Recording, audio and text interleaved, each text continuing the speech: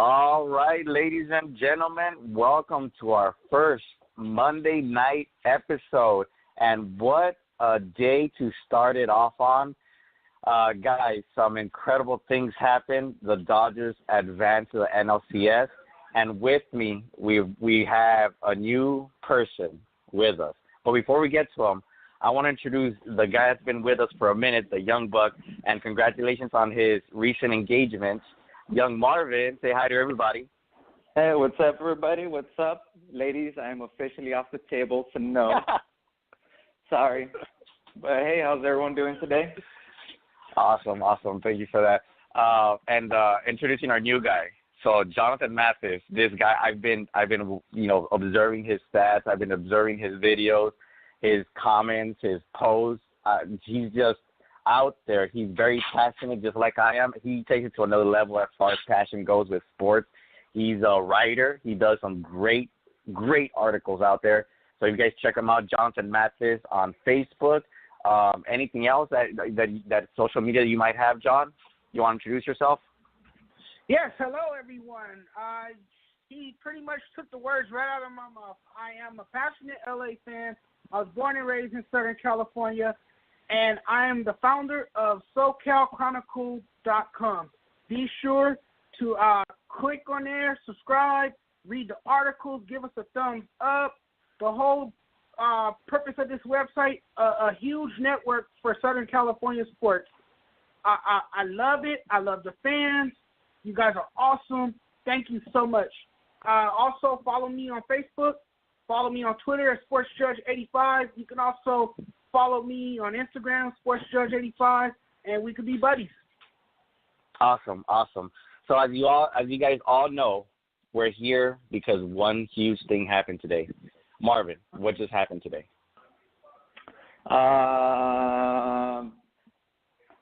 Nothing important, but the Dodgers did clinch their way to the NLCS.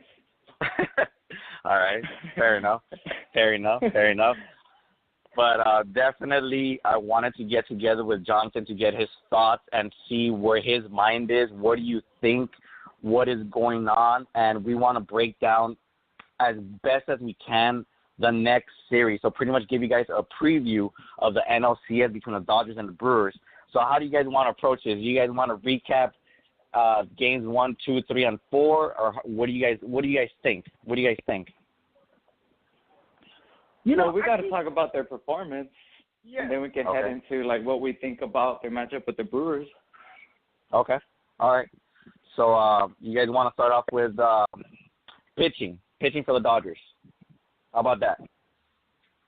Sounds good to All me. right. So Ryu, any complaints from him? No, not any negatives that I saw. I thought he was solid. He pitched really well. I just hope it's sustainable. I think that's the question moving forward, especially against a Milwaukee team that seems to be clicking on all cylinders.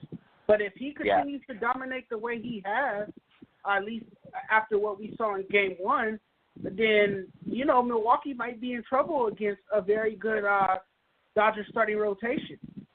Yeah, absolutely. Marvin, how do you feel about Ryu in this series?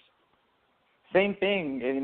He uplifted my spirits in terms of question marks because heading into the postseason, you think, all right, the judgment is still out on Buehler because he's new to the postseason. We don't know what he's going to be like. Kershaw is always a question mark in the postseason.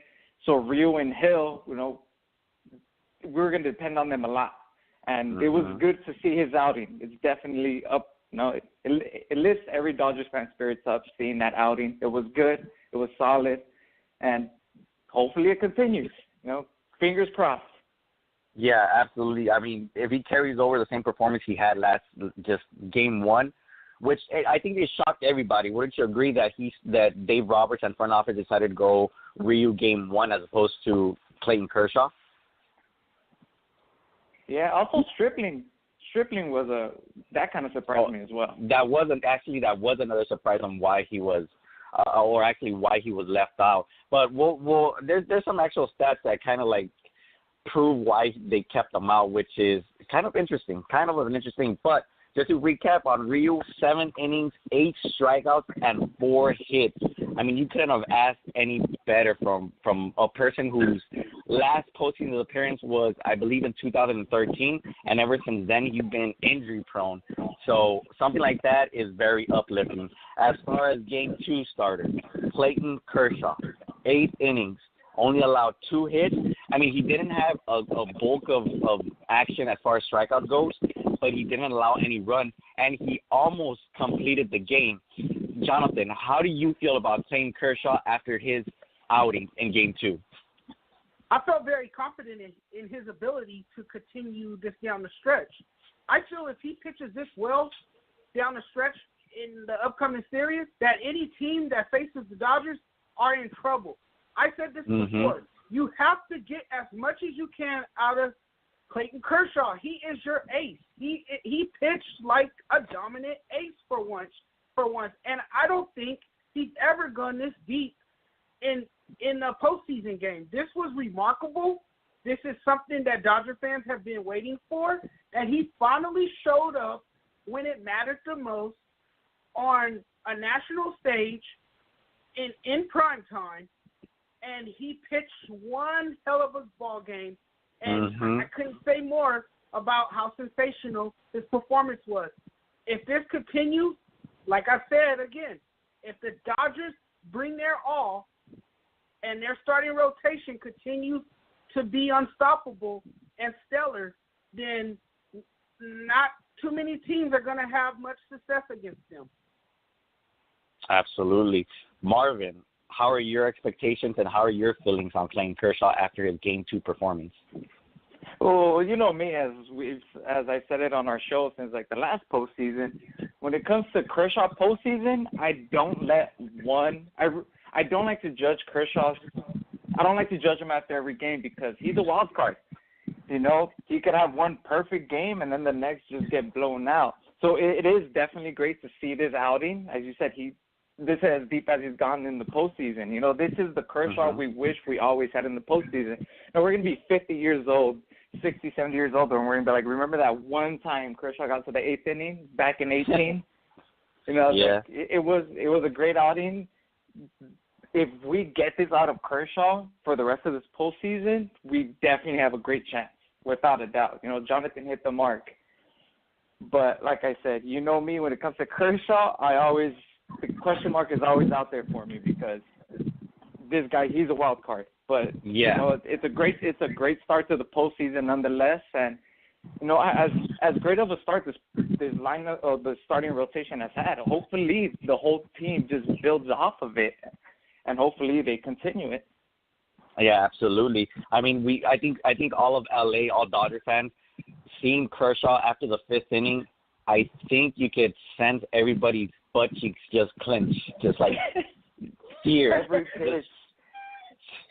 Just fear ensues as soon as Kershaw's out there for the 5th inning. But this was incredible Kershaw. This was some Cy Young 2014 MVP Kershaw in Game 2. And just to give you a little bit of a fun fact. So the 2018 Dodgers are the second team in postseason history to open the postseason with 2 shutout games. The last team to do it was the 1921 Yankees. So this is the second team that has shut out a team after 2 games. Also, the pitch count for Clayton Kershaw was 85 pitches after 8 innings. And Kenley Jensen came in for 14 pitches. That's the first duo to go sub 100 in Dodgers postseason history for a complete game. So that Game 2 was incredible. Game 1 was outstanding, beyond expectations. But then we go into Game 3. It just felt like the Braves knew they were in some serious, I guess, dire expectation. Like, they needed to win. There was no going – obviously, there was no tomorrow, but they came in with the mentality of we need to win. So after that grand slam by Acuna, they kind of let their foot off the gas, and you could sense it. So the Dodgers saw that as, okay, you guys think you have the game won? Obviously, you don't know about us. So, you know, here comes Here comes the fifth inning. Here comes the 4 runs in the game. Here comes the 5 runs. They tie it. So you already know Atlanta was scared. But as far as Game 3, what are some good things you take away from Buehler's performance, Jonathan? That he is unflappable. That he is still confident, even after a shaky start. He is still a guy who has maintained himself. Looks as if this has never happened. You know, he's willing to move on from it, put it behind him, and he still has that feeling that he can go out and turn it around and pitch better in the next series. And that's what I hope we see from Walker Buehler. I have a lot of faith in this kid. He's been impressive for us. And he's only a rookie, and you can only imagine how better he can get in the future. This guy's going to be scary. If he's throwing good stuff like this right now, can you imagine how he'll be 5 years from now, maybe even 2 more years from now? This guy is looking to move into Clayton Kershaw's role. As Kershaw is now getting older, you know, don't expect him to be around for many years to come, and this is a guy who's going to move into his spot if he continues to throw some nasty stuff that we've seen. You should expect him to have growing pains, though, because he is still a rookie pitcher, and he's never pitched in a game of this magnitude, and for once we finally saw the human side of Walker Buehler. What else can I say? I mean, every game's not going to be your best performance, and he just showed some flaws, and he looks to correct it the next time around, and I'm pretty sure he will. Yeah, that actually, you're hitting a lot of the points, right? You're hitting that nail right on the head. Marvin, what are your follow-ups to that? Well, I just want to say pretty much he hit the mark on the head. Buehler, he's at some point within the next year, even as soon as next year, he's going to have to take over Kershaw's role. And also another fact that he alluded to, it's perfectly said, is the fact that a lot of times they'll score some runs early, in this case the grand slam, and it's like it never affects him. The majority of pitchers, rookies, veterans in the MLB, they get a couple runs on them, and it affects the game. You know, they start pitching differently. It's on their mind. It's like they can't come back from it. But it's like it never happened to him. You know, they hit a grand slam off of him. He shakes it off, comes back, and it's like he's dominant, like it never happened. Yeah. Now, one thing I would say is about Buehler is this does happen quite often, that, you know, they get a lot of runs early on him. So even though he does come back confident, and I know it's his rookie year, and hopefully he fixes that. I'm sure he will. But, yeah, if he could just erase those early runs he gives up a lot, like I said, as soon as next year, he's going to be our ace. I remember on our show I even told you that I believe he should be our ace this postseason. Yeah. I mean, but after Kershaw's performance, I'm going to take that back a little. But the only go ahead. No, the only glaring weakness that I saw when he pitched the other night is he was struggling with his command. You know, he couldn't control his pitches. And I think sometimes, you know, he gets the jitters a bit. You know, he's not settled in. But if you notice, once he gets settled in, he's locked in. And you know, he becomes hitless. You can't hit off the guy. You know, so sometimes I think he's the type of pitcher that has to get into a rhythm a bit. He has to settle in. And then once he's in the zone, it's impossible to hit him. That is very true. I mean, if you take away that second inning, the Dodgers obviously sweep yesterday, but the confidence level of Walker Buehler just goes to another astronomical level. Yeah. So it's crazy to think that this rookie follows up the dominance of Cody Bellinger last year, then Corey Seager. So it becomes now I really can't think of you. You're telling me to think 5 years from now if what Walker Buehler's going to turn out to be. I just can't, because right now he already looks like he's been in the league for years and nothing phases him. Like his demeanor, his mentality, his approach, his pitching. For God's sake, his last pitch at every single start that he's had has been either 97, 98, 99, and even 100 for the last pitch. And this is after going 5 or 6 innings. So to think 5 years from now, if he keeps this up, we're talking about a multi-Cy Young Triple Crown type winner, where he's got the ERA, he's got the strikeouts, he's got everything going. And as our ace, we're definitely in some great hands. If Kershaw were to opt out, and we keep Buehler obviously as our ace, and we just build around him and build around the other pieces that we have. Corey Seager coming back, obviously, Cody Bellinger, some Max Muncy, if he can repeat as well. We're definitely in some good hands. We're definitely in some good hands. So I don't know about you guys, but 5 years from now, I just can't see it. Next year, I can't wait. I really can't wait to see what the next step Walker Buehler takes. So the big cheese, the big moment, the big thing we're talking about today, the reason we're here today, Game 4.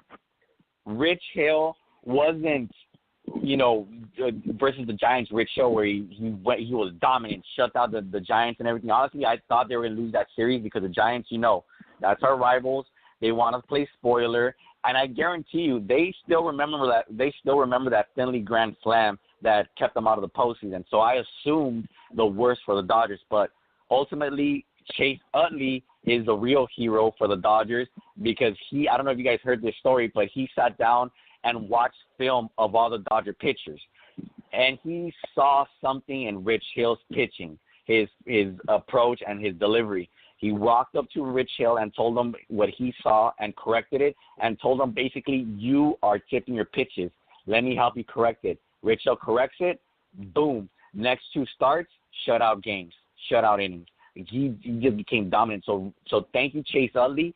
You definitely should be a coach, if not an advisor or something for the Dodgers in the future. Definitely remain with the Dodgers. But let's talk about Game 4. What are your takeaways? Like, what is something that you did not like today from Game 4? And I'll start off with you, Marvin, this time. Something I didn't like? Yeah. Oh, man, to be honest, there's really not much. They played as good of a game as they could. Now, I know they had to kind of fight back for it, but essentially, as you alluded to, Hill wasn't that dominant guy we saw his last 2 outings. Now, hopefully it's just some playoff jitters or something that'll go away, and he can go back to Hill from last postseason. But we'll see about that by the next start. Okay. How about you, Jonathan? Do you have any negativity from today's game? To be honest with you guys, I was very nervous at first. I was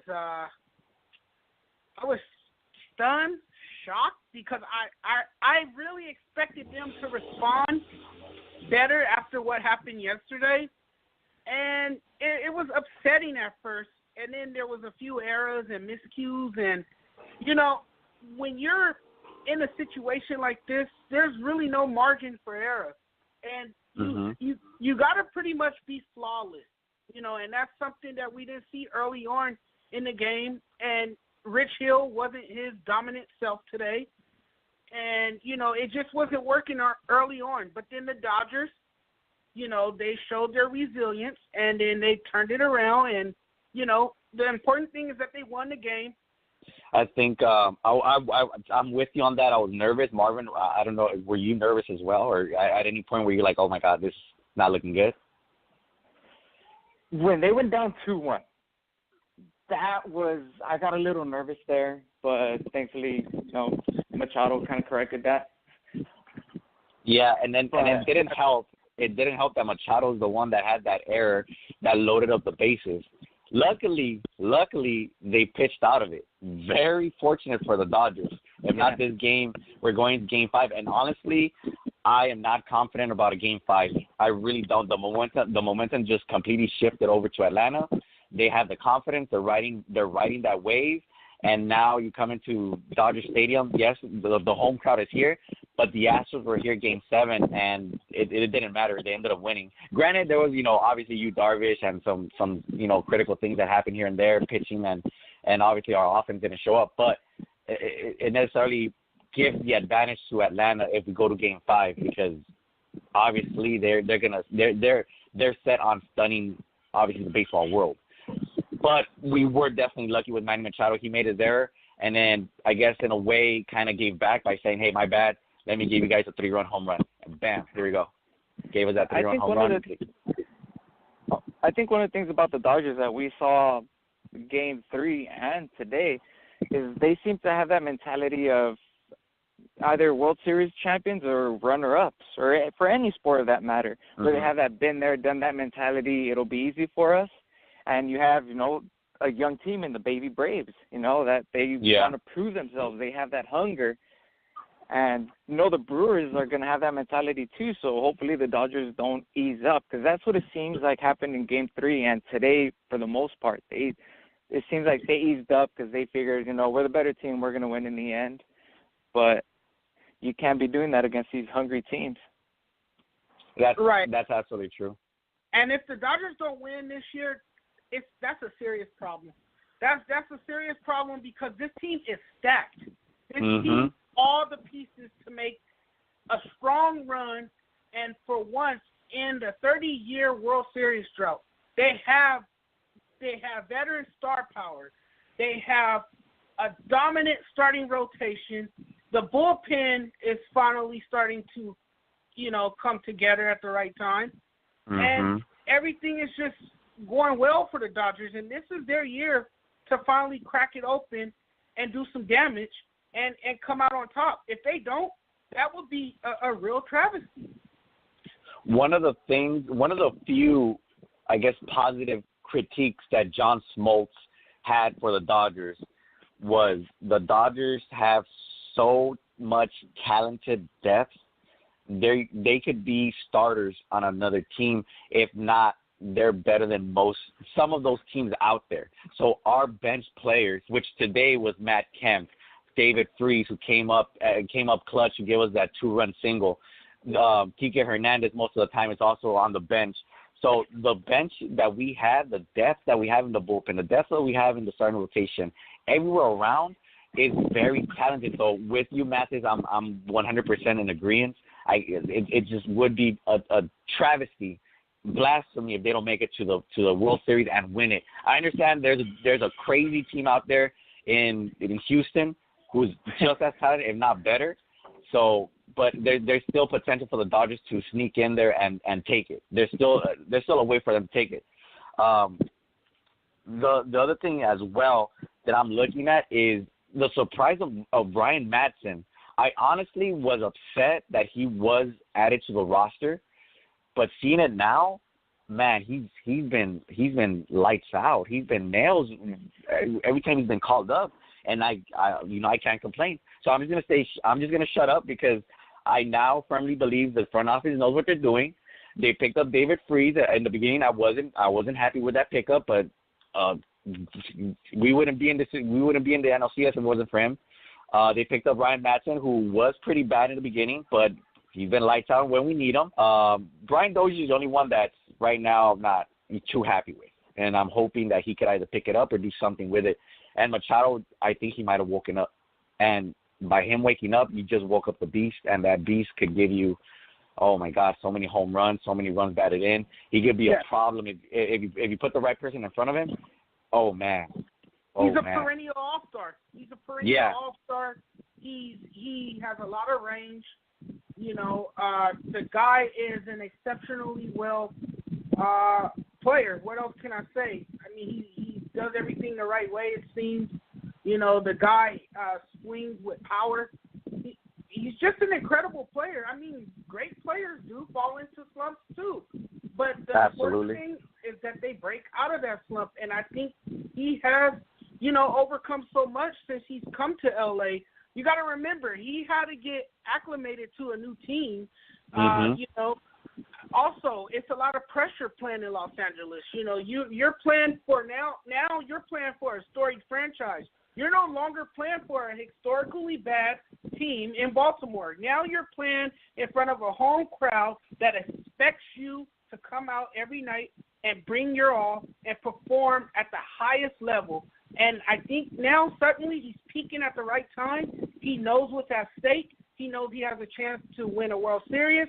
And he knows he has a chance with his bat and his ability to make plays at shortstop. He knows that he can contribute in a big way and be the anchor for this team down the stretch. And I have confidence in him, and I really believe that Manny Machado is about to take off. I just hope that we could keep him at the end of the season. Yeah, and we'll definitely do an episode on that, discussing the pros and cons of Manny Machado and how he would fit in, given that we have already a shortstop who's also an all-star. And I would say, honestly, in the postseason, as of right now, Corey Seager has the better postseason performances and better stats, or everything towards him. But maybe there's a way that it could be worked around. But we don't know that, and we'll definitely dive into that in a future episode. But as for now, let's dive into the preview for Milwaukee, the matchup that's coming up, the NLCS. Can the Dodgers make it to the World Series facing this team? How do you guys feel about this? Jonathan, how do you feel about going against Milwaukee? Well, I feel that Milwaukee will unmask their true identity. And what I mean by that is that we will really who the Dodgers truly are now. We'll see if they can beat this team because, look, the Dodgers have had problems with runners in scoring position. It's not the first time. It probably won't be the last time. This team is good at getting on base, but sometimes they struggle driving in the runs. And something that the Milwaukee Brewers have done well, they have a strong bullpen that has shut it down. The Brewers have held the Colorado Rockies in 27 of their 28 innings, and they have pitched 2 shutouts. So what does that tell you right there? That tells you that the Dodgers could be in some trouble if they don't manufacture runs. And it's going to be very critical, and it's going to be very important for them to finally, start swinging those bats and make something happen. If not, this is going to be a long series for the Dodgers. It's going to be a long, trying series, and they're going to have to figure out ways to score runs. Yeah. Marvin, how are you feeling about this series? Do you feel it's the pitching, or it's their offense, or it's the Dodgers pitching and offense? How do you feel about this series going in? Well, for starters, when it comes to Milwaukee, when you look at Milwaukee, their bullpen is a strong point, one of the best, if not the best bullpen in the league, and they're hitting. Their infielders, they have insane depth at the infield, and they can easily put up 10 runs on you if you're not careful. But their starting pitching is an issue. Every game, it was a question of, is it going to be a bullpen game, or are they going to have a starter? So the thing about Milwaukee is they're going to tire their bullpen out because the Dodgers will get after their starting pitching, and if Milwaukee decides to have a couple bullpen games, it's going to wear out their bullpen. We saw it with the Dodgers in the World Series. And we've seen it many times with teams that had rely heavily on their bullpen. It just doesn't last. Now, how you guys alluded to, the Dodgers being so poor with runners on scoring position is going to be an issue. The Dodgers last season, they were perfectly built as a small ball team, and they still are. But for some reason, you look at today's game and the last couple of games, everyone's trying to swing for the fences, and we see it a lot. They get a lot of solo home runs. A lot of their runs are manufactured by home runs. And that could be an issue against a team like Milwaukee. But I see Milwaukee maybe taking a game. Or Milwaukee will take a game from us. That offense can get hot, and they'll take a game from us that way. But aside from that, I'm not too worried about Milwaukee, strictly because their starting pitching just is non-existent. And in a 7-game series, a best of 7, that bullpen's not going to last. And and the Dodgers offense is starting to click. Now, the World Series is a whole different story. We already talked about that in our show. But as far as Milwaukee goes, I don't see it being an issue. As long as you get past their starting pitching, once you get their starting pitcher out of the game, then, you got to wear out their bullpen. So as long as they keep wearing out Milwaukee's bullpen, it's not going to be an issue. I mean, it's starting, just based on both of you guys, it's starting to sound like in order to win this game, they have to take full advantage of the starting rotation. They have to manufacture their runs out of, like, Wade Miley or Jeffries. That's the people they have to score the runs, because right after that, it's like the Dodgers bullpen of last year. Once you take that starter out, good luck trying to score against Kenley Jensen, Brandon Morrow, Kenta Maeda, Ross Stripling. So it's starting to sound like the worry here is the bullpen for Milwaukee. Jonathan, what do you think? Do I think their bullpen is a concern for us? Or do you think the main concern is the bullpen? Yes, I think the main concern is the bullpen. When you look at guys like Hader, when you look at guys like Knable, you have arms in that bullpen that could give you some quality innings, and that's the only concern that I really have. I mean, when you look at the regular season, though, and I know that's a totally different animal and everything, the Dodgers won 4 of their 7 regular season meetings with the Brewers and took 2 of 3 in Milwaukee from July 20 to the 22nd. So, that's a positive there that the Dodgers have won a significant amount of games against this team. And they are familiar with this team, although they never met in the playoffs. So this is their first time meeting in the playoffs in history. But what I like about the Dodgers, too, and another advantage that they have, is that they drew the most walks in Major League Baseball this season. And that is something that just goes to show you that this team has great patience at the plate. They don't swing at everything. They're very disciplined. And that's a good thing against the Milwaukee Brewers, because what you can do, you can make that rotation and you can make their bullpen work by, constantly, challenging every pitch that comes their direction. And I believe that they could wear down their arm like they did the Arizona Diamondbacks a year ago when they played them in the NLDS. If you guys remember that, I'm sure you guys do.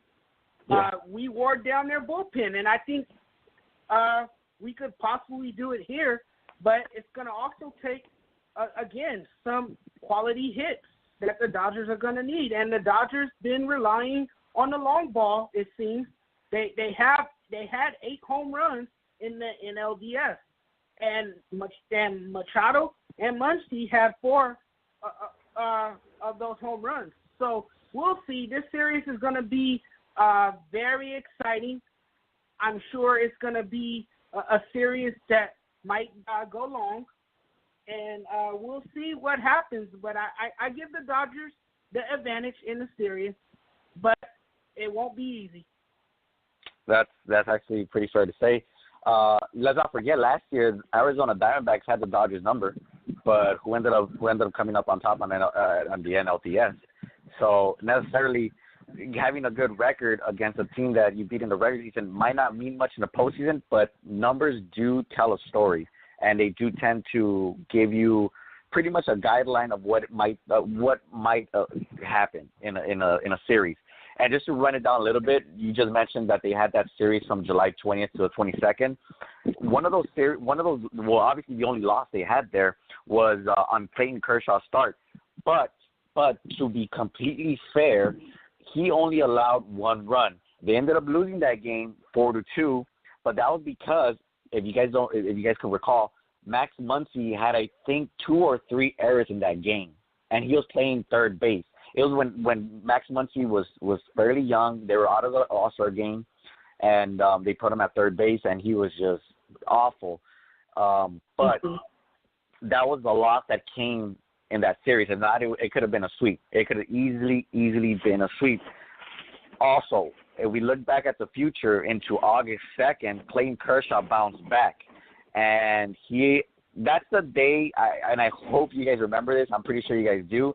That's the game that they scored 21 runs on Milwaukee. And they scored multiple runs on 4 out of the 5 pitchers.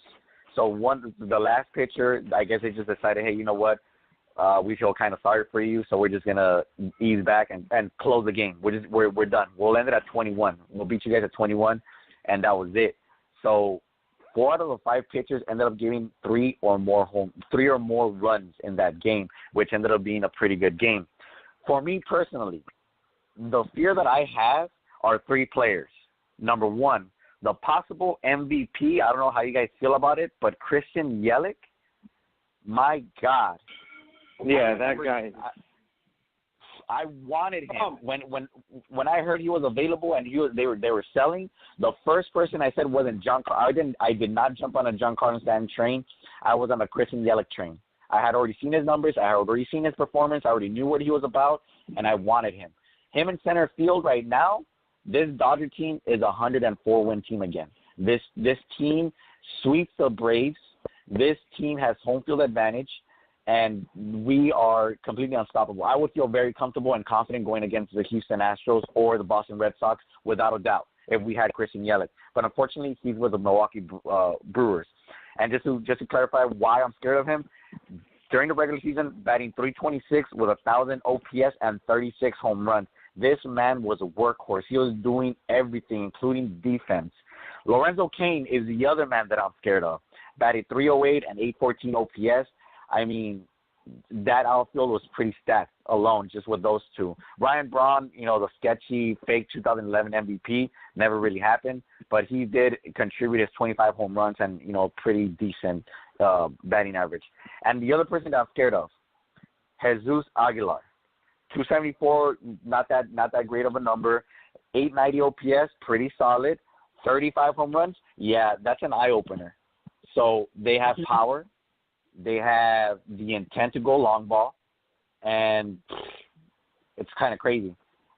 That's for me my fear. Those 3 guys, especially Christian Yelich. That's my fear. That's who I'm worried about.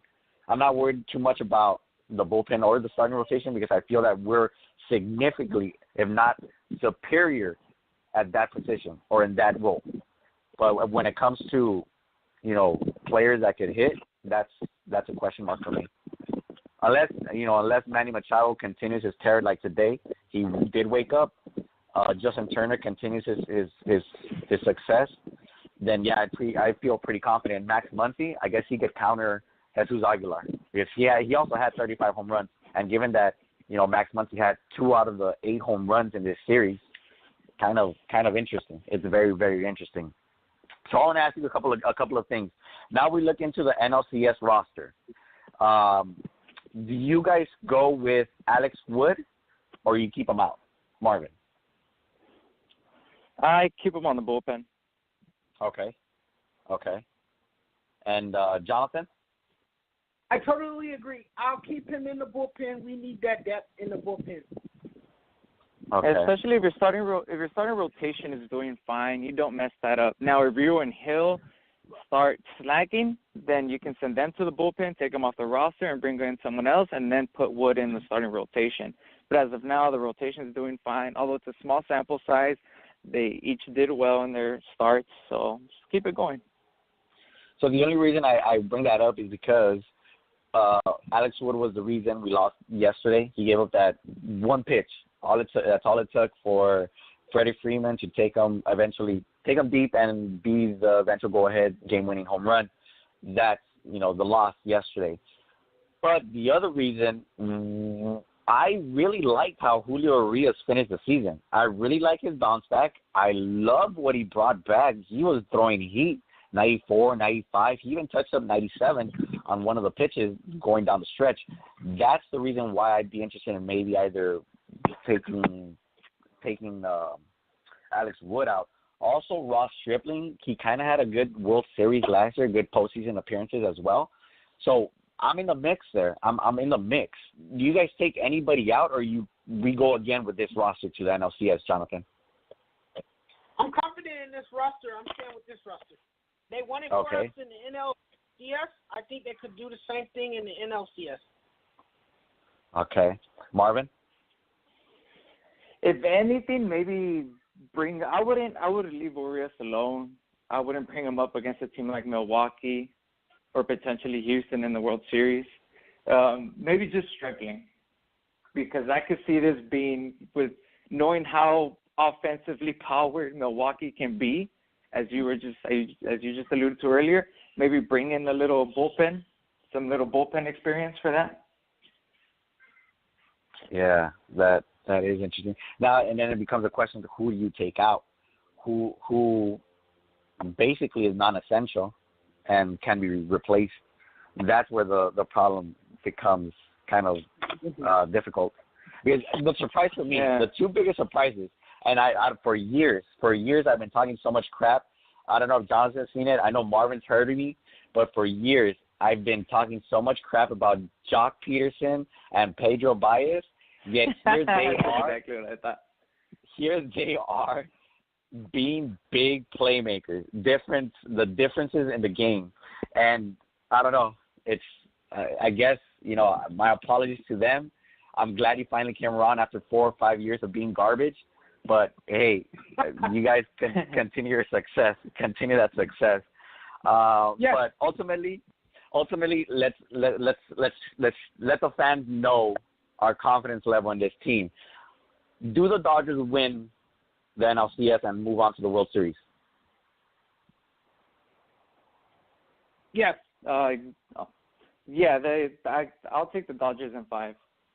Dodgers in 5. Jonathan? Dodgers in 7. Ooh, 7. Okay. So let's real quickly. Why do you think it goes to 7? Because both of these teams, when you look at both of these teams, they can both hit the long ball. One has a quality bullpen. The other has a solid rotation. So I think it's going to be a fun and interesting matchup. Yeah, I'm already stressed. To be honest with you, after you said that, I'm stressing already. Don't be stressed. We're going to take it. Yeah, but after a loss, it's just like, it hurts, and it hurts. It does, but hey, when you look at it on paper, both of these teams, man, they're gonna give it their all. It's gonna be a great NLCS. It might go down as an instant classic. Remember, I told you guys that. Okay. Yeah, we'll jot that down. It'll be in this episode, so we can look back at it and remind the crowd. Jonathan had said this is going to be a classic back in 2018. The year now is 2052. Marvin, why do you think it goes 5? Because essentially I look at the starting rotation for Milwaukee. Now, I know their bullpen is strong, but if you look at the Dodgers, they have a strong starting rotation and a really good, not as good, but a really good bullpen. But in the case of Milwaukee, they have a non-existent starting rotation and a very good bullpen. But those bullpen guys can't play these long series. They can't play too many innings. You're going to wear them out. Even the best bullpen guys get worn out if you play them too much. Yeah. We saw Kenley Jansen, arguably one of the greatest closers of our time.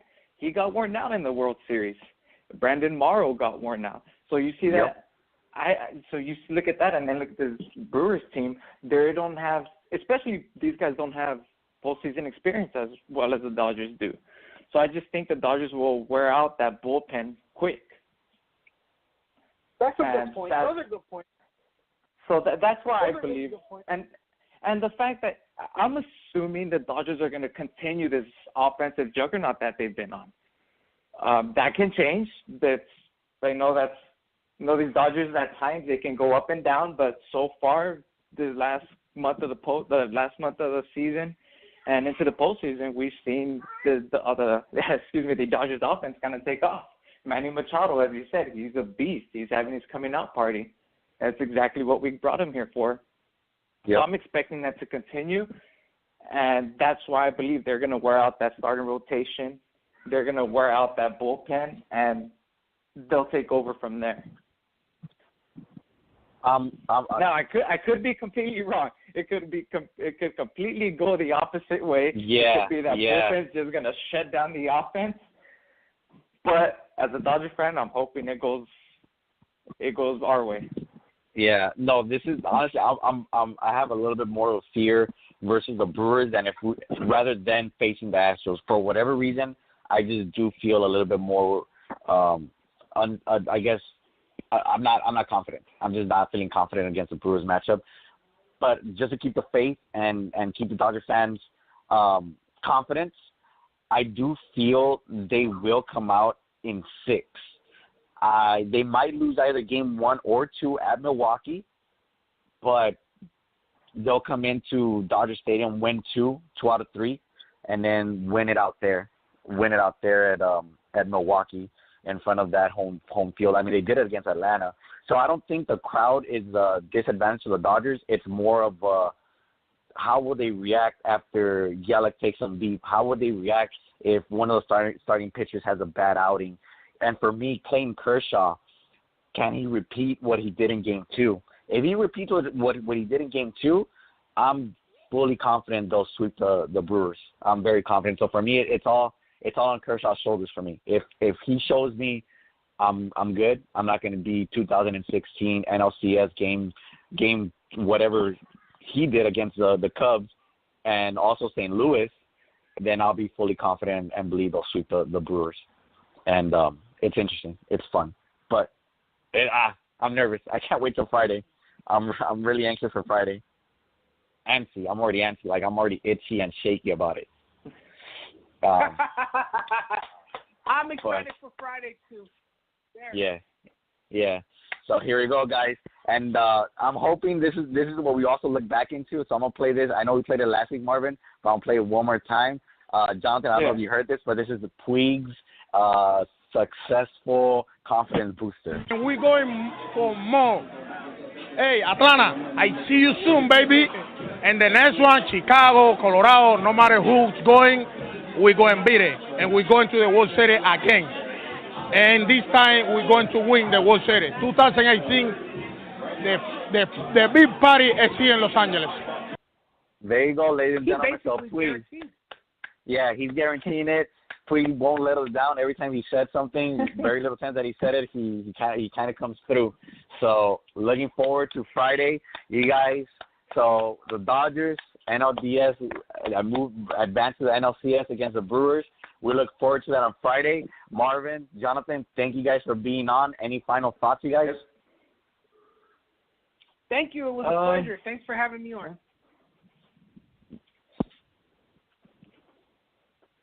Marvin? Well, great big welcome to Jonathan. Welcome to the crew, the family, and we hope you enjoy your stay and you stay here for as long as you'd like. You know, you're always welcome here. Thank you, my friend. And we look forward. Thank look forward to Monday shows with you. It was a pleasure, and you. Thank you. Amazing job, man. You completely. You made me look bad. Made LA look bad. But hey, that's what we want, man. Yeah. The better you are, you know. Even if you're outshining us like you did today, hey, we'll be more than happy to have you here. Yeah, you did. You're amazing. I didn't outshine you guys. You know, I just love talking sports. You know, I love writing about sports. My goal is to be a journalist, so I'm moving right up the ladder there. Well, we all have the same goals, Jonathan. So we look forward to having you on. Hopefully, this becomes a weekly thing, and you look, to be part of this. And we grow together, and we get to the same goal together. So we look forward to much future success, and we're definitely going to keep an eye on you, and we hope to be on with you next week. So we'll definitely be in contact. You know me. We'll be on. We'll do some more. Friday, you guys. You guys have a great, great night, and the Dodgers move. And I'll leave you guys with this. This was actually Jonathan's idea. I didn't even think about this song, but we'll leave you guys with this song. You guys have a great night. Have a good one, everyone. Take care.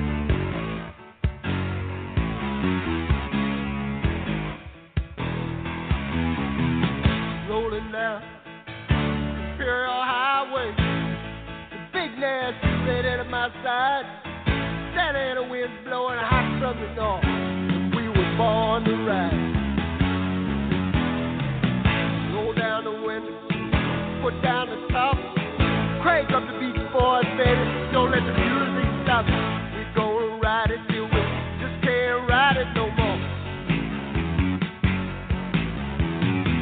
From the side bay to the valley, from the west side to the east side, everybody very happy, 'cause the sun is shining all the time. It's like another perfect day. I love LA. We love it. I love LA.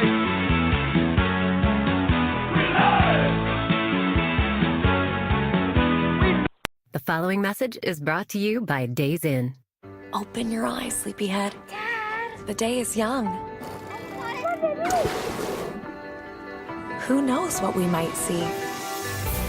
Seize the days.